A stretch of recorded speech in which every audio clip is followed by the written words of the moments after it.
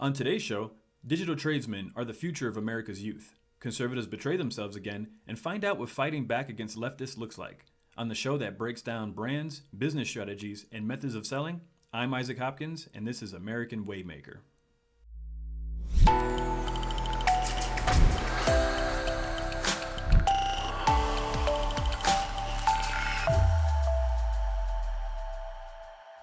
This is the show that breaks down high-earning brands so we can uncover the proven approaches to sales that drive the world around you. I'll walk you through every mental trick, brand experience, and philosophic concept and how it all relates to life through the lens of copywriting as an ethical, high-ticket sales consultant and my values as a Christian. And this show is sponsored by SquishyBrick.com.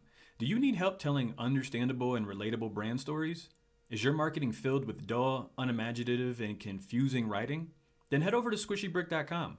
They specialize in website copy, product descriptions, ebooks, and attractive presentations. Go check out some of their case studies, and then click the orange Start a Project button on the top right-hand side of the screen to set up a free consultation. That's SquishyBrick.com. SQUISHYBRICK. Brand strategy and copywriting for free thinkers. So my idea with this show is better explained with sort of an analogy. It's more like you ever seen somebody who has a dirty car, right? And they don't seem to notice that it's getting dirty. First, it's just kind of a layer of grime that accumulates on top of it, and it's not that bad. You can go, I can get it washed anytime. But then soon enough, that car builds up a layer of grime on it that's thick enough to where you can basically write your name in it and write things in it. And then people do that, right? People will find a car that's really dirty and write "wash me" on the side of it or something. And they'll even write, funny things in it and draw hearts on it, stuff like that. Well, I think that it's like that with people too. So people develop grime on their spirit, though, sort of their soul, whatever, however you want to define it. But people develop a grime on their character. And over time, this grime develops into a heavy duty film on them that other people imprint what they want onto that person. Okay. So what happens is companies use this all the time. Companies will sort of use whatever's going on around the world or whatever's going on in the culture at the time. And they sort of imprint things onto you. And that's how people sell things to you. So what I'm trying to do with this show is I want to explain how this show is a little bit different by going into some of these other tangents that all circles back to sales, business, and culture and how it all relates to everything that's going on in your life as an individual. So I'll be touching on culture. I'll be touching on politics. There'll be many other different areas. We'll be touching on religion for sure, but this is how this show is going to be different, and I just wanted to explain that up front. Also, I'm a writer primarily, so most of the ideas that I really work on and really evolve are things that I sat down and thought about and then I wrote about. So much of this show is going to be me reading the things that I already spent a good amount of time thinking of and working through. I will have moments where I kind of just freestyle like I am right now and just kind of talk about ideas, but I wanna convey my messages much more clearly, and so I'm gonna be reading a lot of the content that I wrote. Okay, so I know a lot of people might have an issue with that because I'm not gonna be looking at the camera and speaking. I'm just gonna read it right off my screen from right over here. But it's gonna be the information that's more valuable. So a lot of the stuff that you'll see me just straight up looking over here and reading off my screen. But just know that I wrote the stuff, and everything that I'm telling you is all coming from me and is coming from a well thought out position. And so that's how this show is going to be different, and that's what I wanted to convey to you before we began the rest of the show. So I'm going to be going on now to read some of my articles that I wrote and some of my thoughts, and then I'm going to go ahead and talk a little bit about them, and then we'll continue on.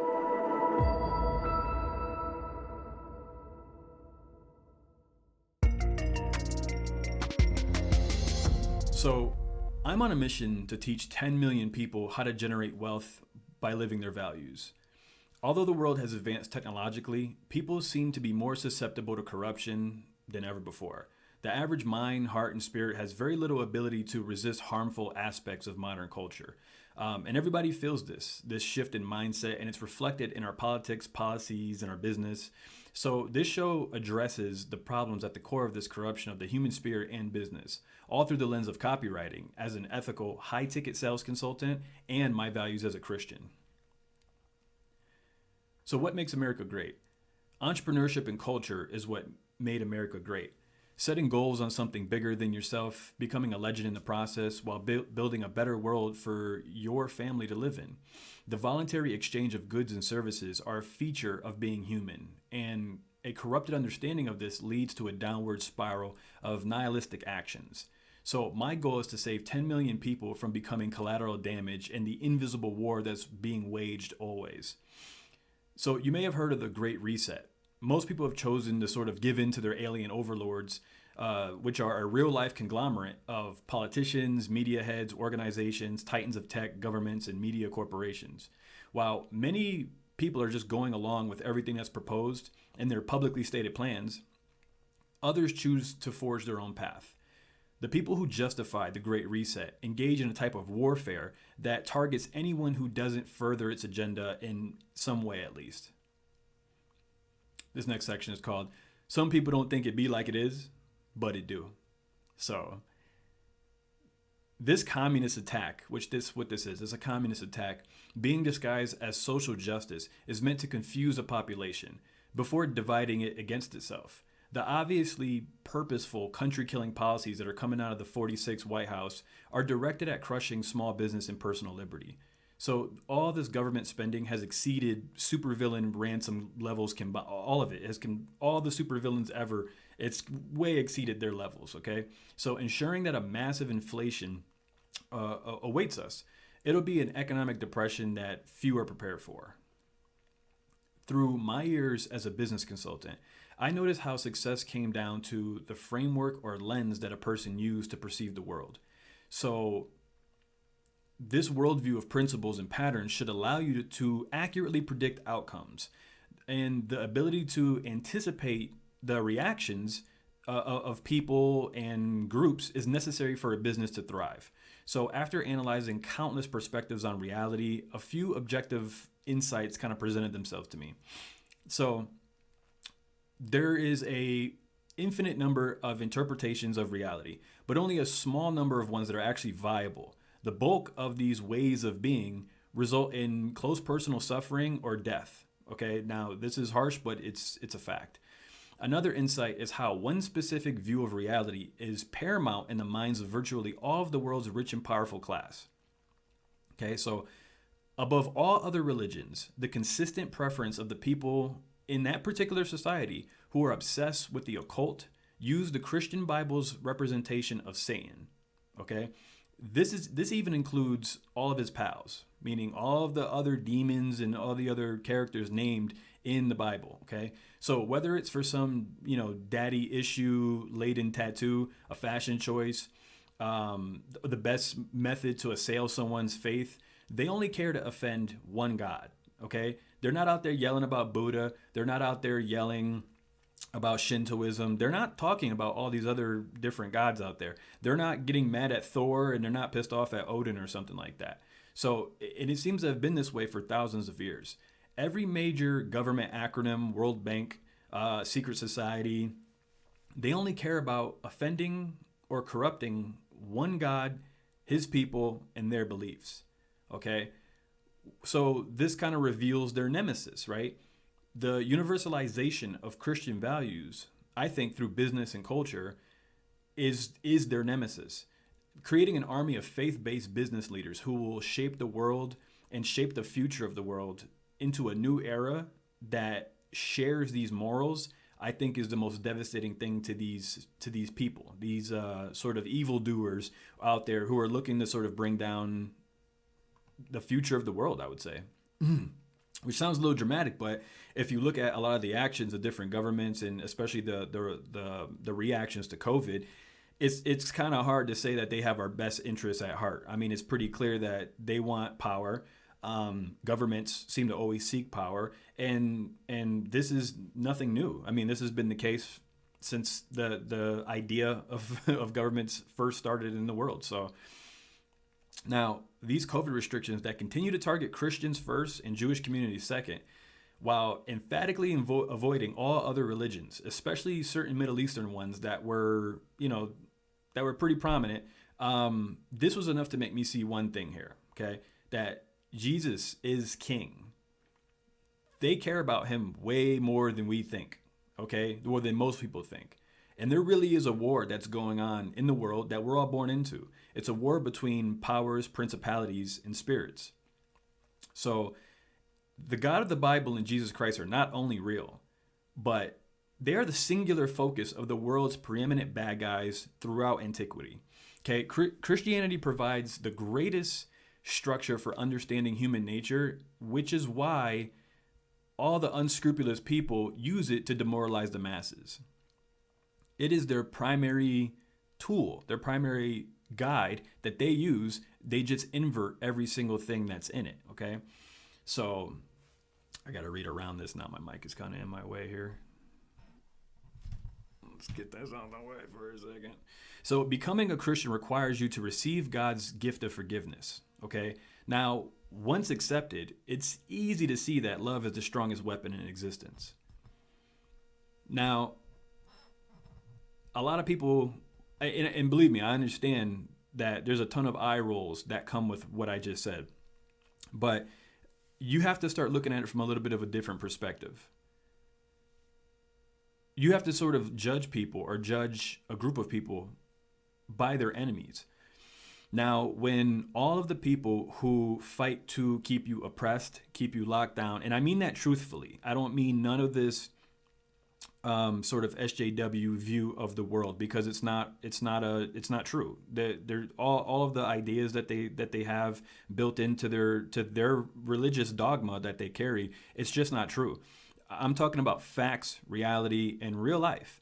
So if that's a problem, then we know where you stand. But I'm talking about a baseline, a framework that you use, that you can apply to your world, that allows you to have a higher degree of accuracy when predicting the outcomes of life. And that's the whole point of a framework, a viewpoint, and a way of living. If it does not function and serve you in a way where you're able to go ahead and actually predict the world so you can make better choices and better moves, then it's not serving you properly. If your ideology instead causes nothing but pain and strife in your life, and it only sets you back and causes you to be miserable, then it is not a useful mindset.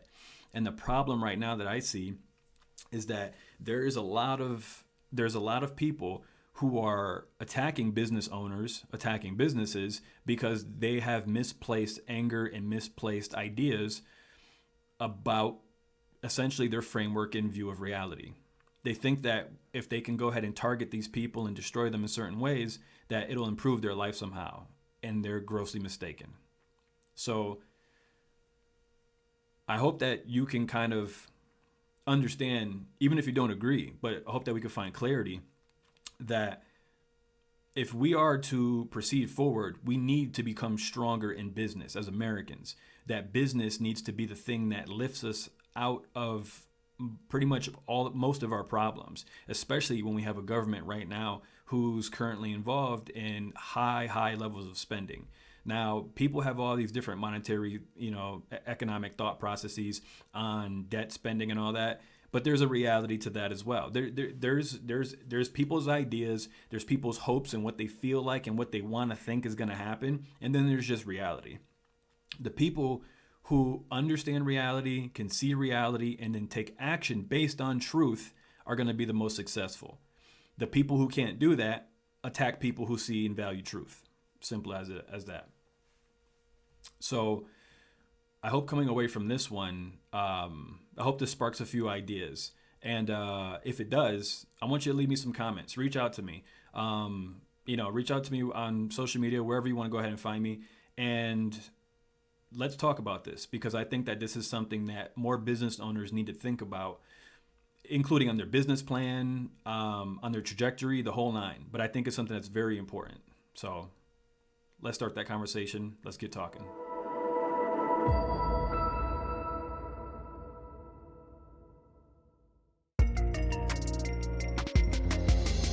Digital tradesmen.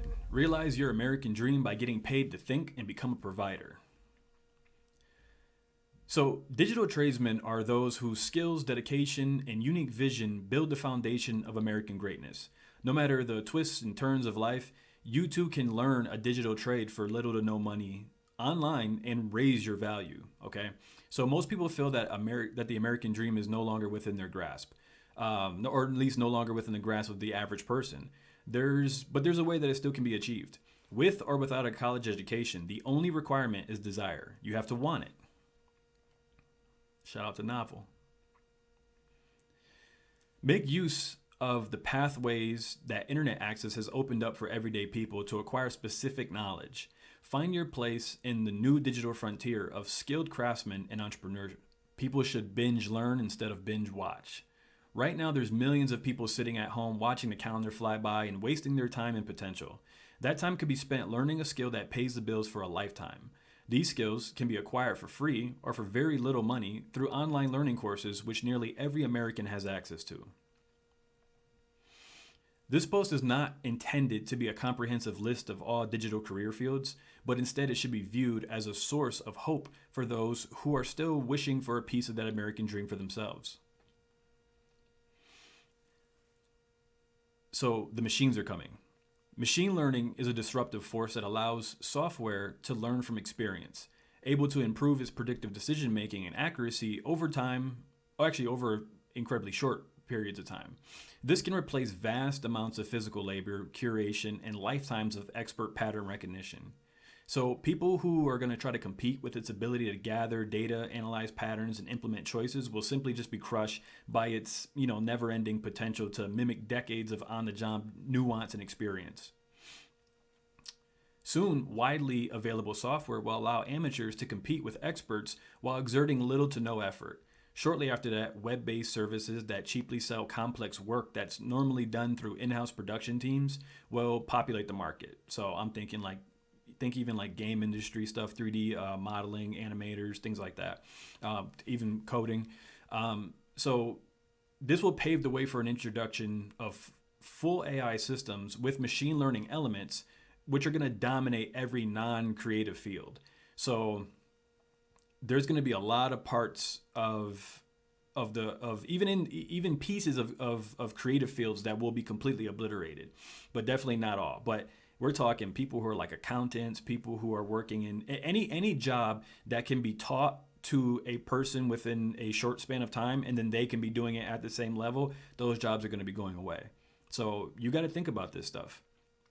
So getting paid to think is really where you want to be. Disconnecting your inputs from your outputs, meaning there is no clear connection of how to be paid based off of your productivity. Okay, so it's not like, well, I just get paid by the hour. So for me in my consulting practice, I get paid to solve problems. So when a person comes to me, they don't say, okay, I'm gonna pay you X amount of money for so many hours of thought process. That's not how it works. They come to me with a problem and I solve that problem. Whether I do it in 5 minutes or it takes me 4 days, it doesn't matter. They're paying me to solve a problem for them that on their own they could not have solved. So now this is why thought-based creative disciplines that bring digital worlds to life will remain in demand far after the implementation of AI. So digital tradesmen will always need to learn and adapt to stay relevant, now including making use of new technologies as tools rather than competition. So this is going to include writers, podcasters, show producers, videographers, photographers, video editors, digital illustrators, 2D, 3D guys, and girls, graphic designers. So within a few years' time, you could become a true provider as a digital tradesman, competing for higher spots while working for any number of online content creators. Right now, the world is going hard on content creation. So there's going to be a big need for all the people I just listed right there, okay? There's going to be companies that spring up left and right that are putting out essentially the work of whole broadcast studios. So you can jump in there and start really making yourself not only a valuable asset, but you could even run your own small business as a production house. So these are things that you need to start thinking about if you're really trying to take a new step or make some changes in life.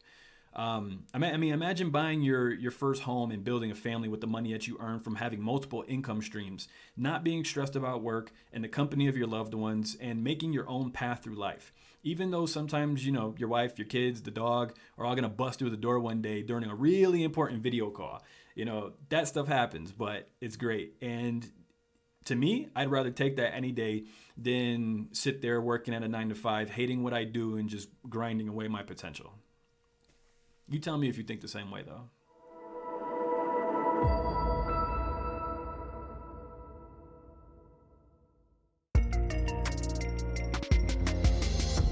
Conservatives always betray themselves. Understand your blind spot and learn how to fight back against political warfare. So, hypocrisy pointing and condemning peers is just a trap. It's just a trap.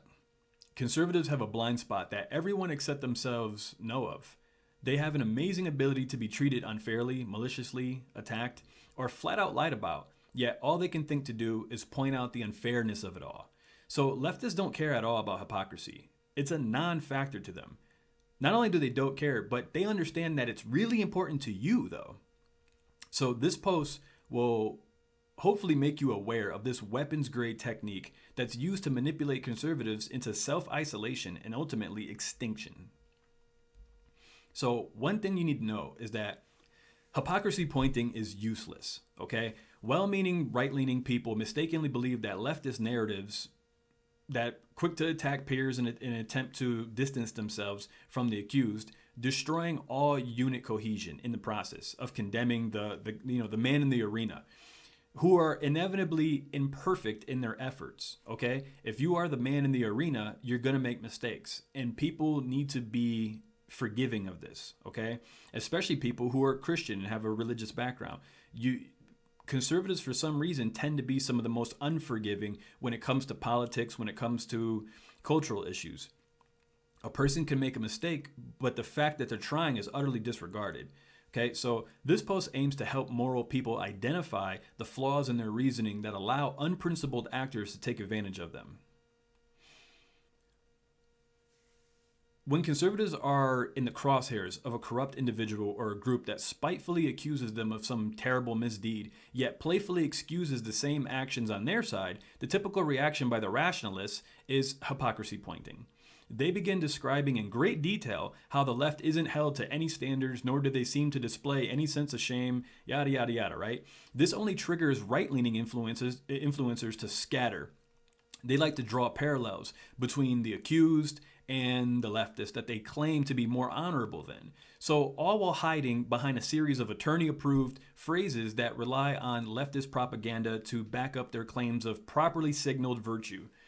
Other leftists who see the division that's caused by the targeted disinformation, they go after that individual like a marked zebra. Okay, you guys know about the whole thing with zebras, right? If there's a bunch of zebras together in a crowd, right? I don't know what you call a group of zebras, but whatever, right? So a group of zebras in a crowd, lions can't pick out the individual zebra because they're all blend together. They can't tell who's who. But if you mark one of those zebras, like you put a tag on its ear or you mark its body with some red paint, the lions are gonna jack that zebra immediately because they can identify it and isolate it. Okay, so these are exactly how the same thing with leftists work, okay? So they're looking to take them down with further accusations and absurd lies, okay? Then becomes the self-betrayal part. At this point, the accused individual can only think to highlight the double standard that's being applied by hoping for some political referee to make the right call on their behalf. Maybe like a libertarian. Yeah, who knows, right? So the hypocrisy loop is now self-sustaining, and it no longer requires any external input from the evildoers, okay? So conservatives continue to condemn the actions of those who make these mistakes, abandoning their former colleagues to the mob justice in the process, all right? These betrayed individuals become outcasts, forming new groups which are then demonized and used as further examples of even more false narratives, okay? So I'm thinking like Nick Fuentes and Groypers and all that, right? How many of those people were part of the conservative movement and then were cast aside that now they have their own groups, they have their own new, stronger ideas and opinions, but that was a direct result of conservatives abandoning them. They didn't say, okay, let's talk about this. Let's go ahead and rework it through. No, that's not what happened. They just immediately got abandoned. This never happens on the left, and you need to understand this, because if conservatives are to survive, right, they need to have businesses, and these businesses need to thrive, and they need to spill out into the culture. The thing that leftists understand is that they jump in and take over culture, and they always cover for their peers, no matter what it is. Now, they do it for the craziest stuff. They have no problem jumping in and covering for the most psychopathic, crazy people, calling for violence, all of it. And you know this stuff, right? But conservatives don't do that. They police their own with an iron fist, but to their own fault. It's not helpful the way they do it. So this is the idea of how to fight back, okay? So leftists, they discovered this conservative glitch because right-wingers find these tactics to be repulsive, weak, and just beneath them, okay? These tactics need to be taken very seriously as effective weapons of political warfare, all right? The source of frustration at the heart of every patriot that feels lost or overcome by this creeping force.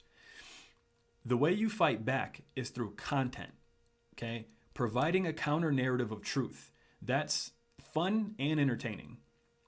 All right. A good example of this is Steven Crowder. Okay. He is a very good example of this. Now, one that makes no apologies for the character, wisdom, and irresistible creativity that the left simply just does not possess. Understand your enemy's strengths. The true anti-establishment needs to defend their flawed teammates publicly and embrace them as imperfect people on a path to becoming better by calling out the lies. Okay. And that's a big point right there. These people they're imperfect, but they're on the path to becoming better. So just because someone makes a mistake along the way, even if it's a rough one, you do not just discard them entirely. Refuse to condemn people on the side of truth until shown irrefutable evidence of their crimes. Until then, spread the good news through music, writing, video, or any way that tells the truth, even if sometimes it means you have to use their gross yet effective leftist tactics. So what that means is, if you have somebody on your ideological right, on your team, and they're accused of something that seems pretty terrible, but yet there's no evidence of it, then you do not have any sort of, there is no need to come out and start condemning them. There is no need to come out and start staking your claim of how moral you are and how you will never side with somebody who yada, yada, yada, yada, yada. All that does is allow their false narrative to take root and spread. That's all you're doing, is helping them. Instead, you should just go ahead and judo that whole scenario and just say, listen, you know what? I hope it's not true, but we'll have to wait for the facts. As long as I know the guy, he's always been a good person. We've never heard any stories like this. He hasn't had any accusations beforehand. So I'm going to wait until the facts come out. And then just move along. Just keep it moving. But this idea of, I strongly condemn the actions of this person, and if so-and-so does come out, then in the strongest terms will condemn him. I do not associate. No. Stop with all that crap, okay? All that crap it's a form of right-wing virtue signaling, okay? And it's unnecessary, and all it does is fuel a fake story. You need to stop this stuff. All you have to do is, first of all, you could think about this similarly to how something goes wrong in your family. Or a good close friend. If a close friend, something crazy happens to a close friend, or you hear a story about it, you might want to go check with that person first before you decide to go ahead and blast it out to the world how you heard how they were accused of doing this terrible, horrible, awful deed, right? No, you should go check with them first and get clarification before you go mouth off in public. That's sort of just a basic common courtesy. But conservatives feel, or at least seem to feel, as if they're immune to the effects of social media, and they're not. And so that's one of the biggest things that I've been noticing, and that I wanted to point out to people, that if we're going to have a strong coalition of conservatives, that we can link businesses together to really thrive and bring America to a higher level, then we're going to have to get rid of this little glitch. And conservatives need to understand that you have this glitch. You have this blind spot. I don't care who you are, you have it. Your first instinct when leftists bring up nonsense is to point out the hypocrisy. They don't care. Learn this.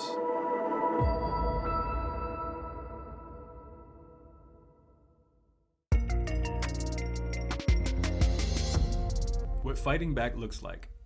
Restore the greatness of America and take back control of your life by learning how to defeat leftist tactics. So most conservatives understand that they're in a war and are basically tired of the left's hypocrisy. The only question remains is, how do we fight back?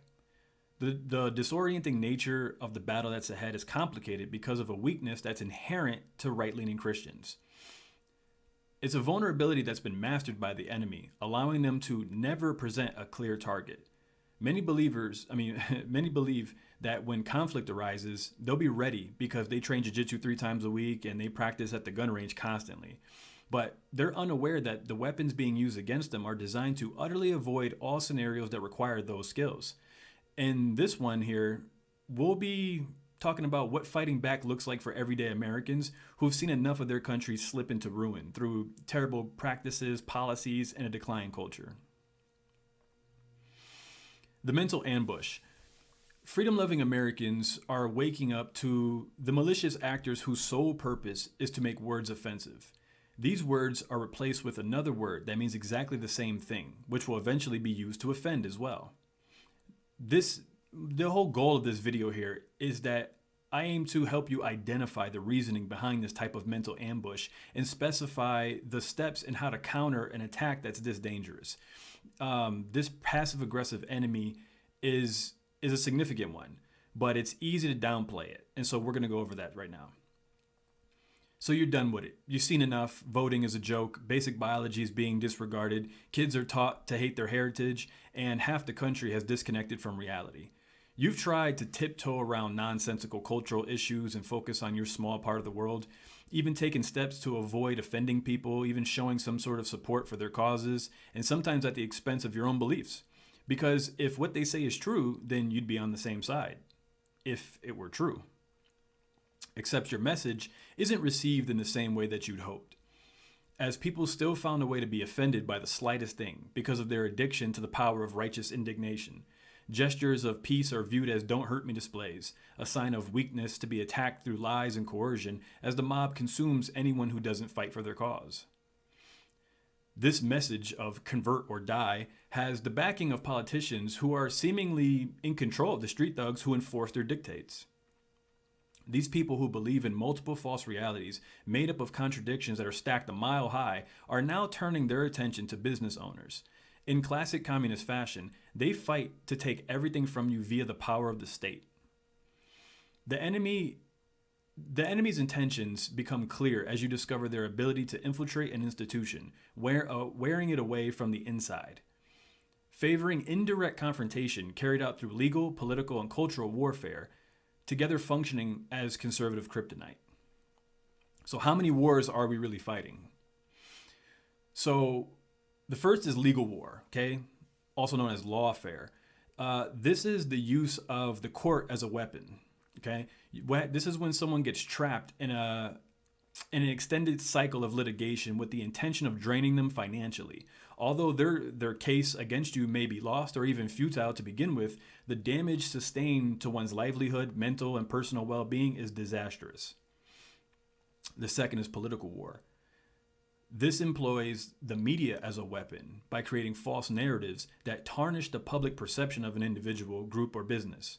This is combined with street-level activism that motivates mobs to enact violence against people, property, or both. And then there's culture war. Now, culture war is primarily fought by attacking words. The banning, replacing, or addition of vocabulary is an effective tool at manipulating the minds of entire populations, deceptively gaining sympathy or building hatred towards viewpoints and ideas. So how do you fight back? Mounting an effective counterattack against this kind of enemy isn't very dramatic or flashy in the slightest. Instead, it seems rather boring. That is, until you actually try it. So walk the walk, right? So no one buys diet books written by fat people, okay? For the same reason that no one respects a person who doesn't practice what they preach. Do not take part in a destructive culture because you're too lazy to do the heavy lifting of arranging your life in accordance with your values. Accomplish whatever it takes to start. So if you are going to say that you want to lose weight and you want to get into shape, You do not sit around and say, well, I can't lose weight because everybody else buys chocolate around me. Everybody else is eating all this good food around me. That is not an excuse. That means you have to separate yourself from that environment. That means that you have to fill the fridge with better food, vegetables, get away from the grains. That means you have to do whatever it takes for you to accomplish your goals. You can't wait around and wait for the world to somehow or another conform around you or around your goals, okay? So here's some little quick tips here that you can use, right? Get off of mainstream social media sites in favor of ones that protect free speech, like Gab, Rumble. There's a couple more, Minds.com. But you need to go ahead and branch out your social media game so that way you can actually contact people and make use of platforms that actually care about you and are not selling your data on a regular basis, okay? You got to work with other parents to homeschool your kids. Public schools have proven over and over again, whether it's through teachers unions or the curriculum itself, that they do not have the best interests of your child in mind, okay? In fact, they're trying to indoctrinate your kids. If you continue to allow your kids to go through that level of indoctrination, then you deserve what happens to you afterwards. When your kid eventually decides that you're a problem, that you're racist, something you did in your family early on in life was some sort of a racist, crazy thing, if you allow this type of brainwashing to continue, then it's your fault, because you should have arranged your life in a way that put the best interests of your kid at heart. Okay. And then the next thing is to not be embarrassed to share your love for your religion and share your love for Jesus and his teachings. Okay. Everybody else is coming out of the closet. There's no reason why you can't too. Okay. You can let people know that you think Jesus is the way and that he is going to be the singular path to save people, okay? There's no reason for you to keep that to yourself on a regular basis. We're not like in other countries where Christians are murdered left and right. So the stakes of Americans coming out as Christian are pretty low, all right? So the next thing you need to do is produce content. So people, let's see, you got to provide young people with sort of a digital apprenticeship where they can absorb your knowledge through stories. And the primary way that people learn, engage, and retain wisdom is through storytelling. Whether through video, song, podcast, or in person, your experience is valuable. The greatest weapon against a world of lies is speaking truth in the story form and while mocking evil, okay? Mocking is also one of the greatest weapons. Basically, all forms of evil, all forms of hate, they cannot bear you mocking them. Mocking them is one of the, it's interesting how tough it is. They could say the craziest crap to you and they could cuss you out and say, all types of blasphemous and psycho stuff, right? But if you mock them, it is such a problem that some people will try to kill you for it. So just be aware of that. So let's see. Now, and like I'm saying, if you don't believe me that mocking is a huge weapon against leftist thought processes, liberal progressive attitudes, try mocking them, okay? See what happens. See what happens. If you don't believe me that mocking them is one of the most massive weapons, and I don't mean name calling and just saying stupid stuff. I mean actually making fun of the disconnect between their thoughts and reality. And then try it. And as soon as you do, watch how the demons in your life expose themselves. If you really want to be a rebel, broadcast your love for Jesus and his gift of forgiveness and grace. If you want to be a punk rock, Harley Davidson riding, leather jacket wearing rebel, talk about Jesus and see what happens to you, okay? Then watch as the mental illness around everybody around you will start to strike all the trendy people, all right?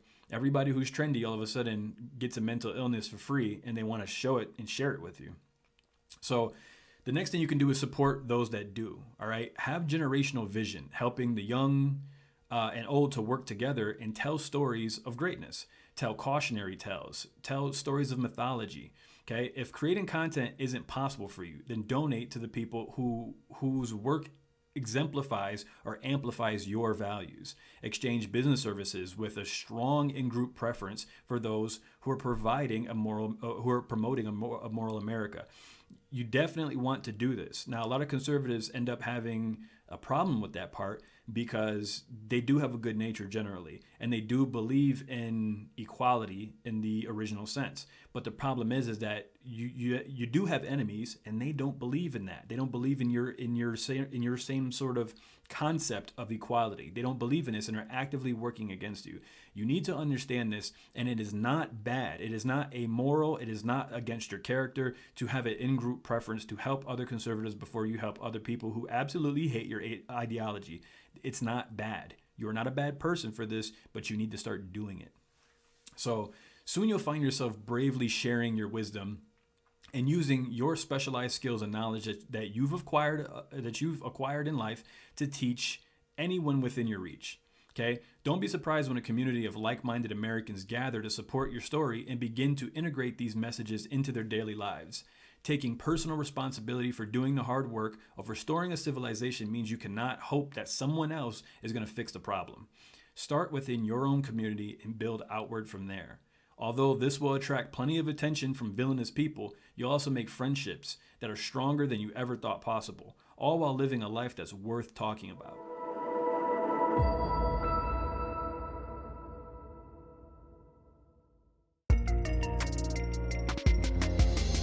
Personal relationship. Come as you are, forget about religion, and find your true identity. What if there was a simple way to better understand the people in the world around you? Some people spend tons of time looking for something new to help them cope with their problems or escape them altogether. Others are just trying to find some meaning in the noisy chatter of our connected world. What if I could show you a way to become more happy, more fulfilled, and generally much, much more happy overall for free? Well, the first step is that you need to understand that you're not perfect, but you know that. If you listen to media, pop culture, and most politicians today, they'll tell you that you're perfect exactly the way you are. But you know that that's not true. You're not really happy with who's in the mirror. You want to improve in some way, but you're letting yourself down. You keep letting yourself down. What if there was a new thing that could change who you are forever and turn you into a better person overnight? The past year can be summed up in one word: fear. And fear drives people to make all sorts of stupid decisions that end up ruining their life. Imagine if someone set out to conquer all fear, like a brave astronaut who goes on a terrifying mission to record the inside of a black hole. Picture watching him launch into space on a SpaceX rocket. Then he draws close to the black hole, nearing the event horizon, all while reporting every detail. He carries with him all the hopes and fears of everyone on Earth watching. Just a man, alone, facing something that nearly everyone universally fears. And then suddenly, he gets pulled into the darkness and disappears for days. Silence. And then out of nowhere, he reemerges, returning to Earth with vital information and a message for everyone. That'd be crazy, right? That'd be something that's huge, amazing. But that still wouldn't come close to the story of a man who died and came back to life with info on what waits for us on the other side. This man, the avatar of God, God in human form, his name is Jesus Christ. Like what I did there? Jesus is a person who beat all fear, beat death, and is still living to this day. The only event of its kind in human history, which is why no one cares about his resting place, because it's empty. This was an incident that was so crazy that the entire world acknowledges it, from our calendars to the founding principles, even to what you yell when you're surprised or upset. When you get freaked out, you call on Jesus. All of your problems have one thing in common: you. So imagine if someone beat your greatest fears and gave you a step-by-step guide on how to do the same. If you think you're too far gone to be forgiven, or you just need help making it another day, the only person to ever defeat all fear, death, and worries about life knows how to help you. Come as you are, forget about religion, and find your true identity by starting a personal relationship with Jesus.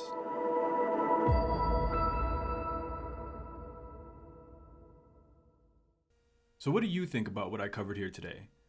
If you think you're interested or you find value in the show, then let me know by commenting American Waymaker on wherever you're watching, or use the hashtag American Waymaker on Gab, Parler, or Twitter. Also, are you struggling on how to make content for your brand?